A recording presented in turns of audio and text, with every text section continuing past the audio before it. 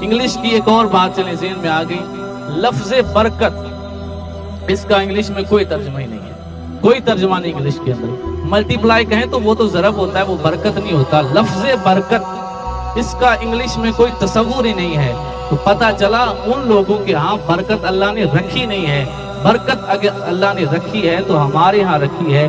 ہمیں تو اللہ کے رسول نے یہ طریقہ ارشاد فرما دیا ہے، جو تمہارا مسلمان بھائی خوشی میں ہوتا ہے اس کو خوشی بھی کہتے ہوئے یہ نہیں کہنا کہ ہیپی برتھ ڈے، یا یہ نہیں کہنا گریٹنگز، یا یہ نہیں کہنا many many happy returns of the day. میرے آقا تو فرماتے ہیں جب کسی کو خوشی کی مبارک دینی ہے تو اسے مبارک یا بارک اللہ کہہ کے مبارک دینی ہے، تمہاری مبارک بھی ہو جائے گی، اس کے ساتھ برکت کی دعا بھی ہو جائے گی۔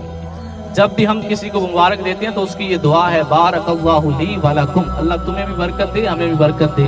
تو بھائیو، یہ اسلام کا ہم پہ احسان ہے۔